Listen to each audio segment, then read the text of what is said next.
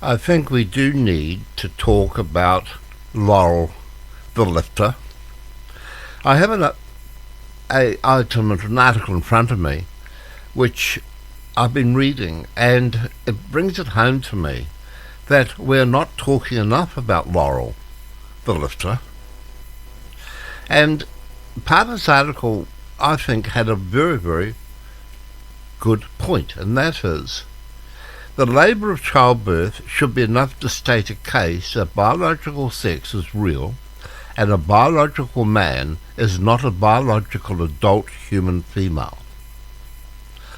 Laurel the lifter cannot be imagined to have experienced pregnancy or childbirth because surely, unless we are all mistaken, Laurel does not have the same productive capacity as a biological woman.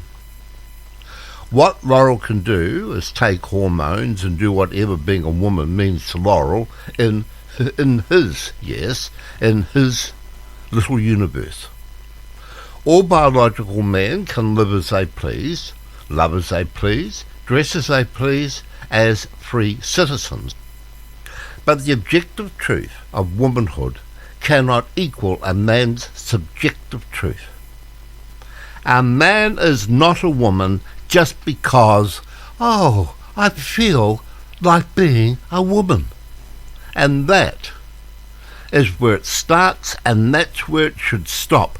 I feel like being a woman, so I'm going to be a woman, and I'm going to take more hormones. I'm going to do this, I'm going to take this out of the bottle. I'll go to the plastic surgeon, which makes me a woman. But to have the function of being a female, or to be the function of being able to produce children, no, that doesn't matter. I still feel like a woman. So I wonder how this Laurel feels on Mother's Day. How did she feel on Mother's Day? She can't have children. She's still a man, whatever you say about her. She's still a man. She's still a biological male. So do we tighten our grip on women's rights and stare down the problem of Laurel the lifter? If we don't, and Laurel marches forth into women's weightlifting at the Olympics, trans women will gain more authority and a precedent will set that will affect the sex-based rights of women, of all biological women in the future. It is not wrong to oppose the erosion of women's rights, and yet it is so hard. It seems that it's almost impossible when they allow Laurel the lifter to pass herself off as a woman when she really is still a man. The woke progressive madhouse, yes, the wokes, and don't ever forget the wokes, that all this madness that is happening around us, starting from that teacher in the front of the class of your children and grandchildren and great-grandchildren, yes, going right through to even the administrators of sports, are becoming more and more wokish every day. So the woke progressive madhouse demands that we care for strangers more than we care for ourselves. We're expected to shoulder the burden of Laurel's hurt feelings, care more about trans women than actual real women, and thus let them colonise women-only institutions and spaces. If abnormal caring was not enough, the over-caring woke madhouse has also have the backup plan of hate speech laws to safeguard their feelings. It doesn't matter how many facts are presented, how reasoned an argument is, the feeling of even a small few must trump democracy, and debate must be shut down by the law if necessary.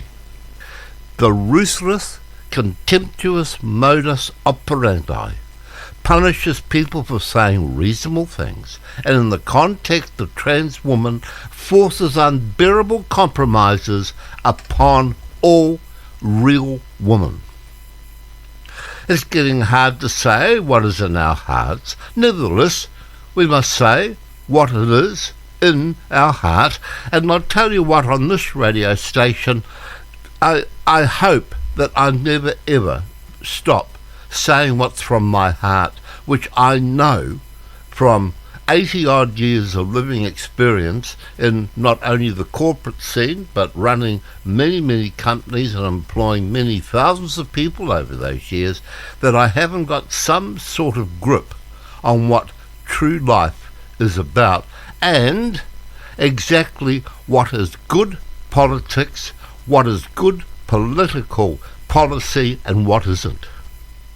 But let's say that Laurel's feelings are emotional blackmail and we're not society's responsibility.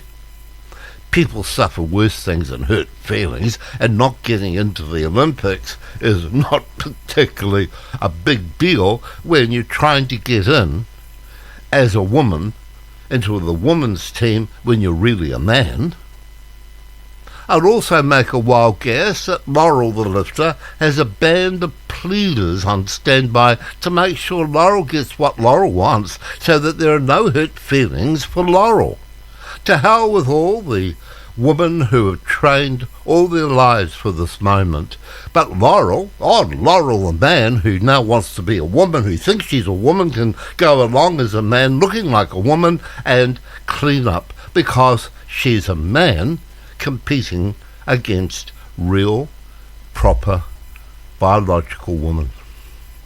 I'd also guess that female weightlifters are finding it very hard to advocate for their needs and feelings and to ensure fairness in their game and in their sport. What has Laurel the lifter done to help these women? Has Laurel the lifter done anything to show goodwill towards female weightlifters? He has made steps to start a trans weightlifting competition and movement that would be functional and achieve something of value for trans people. Has he made any moves to that?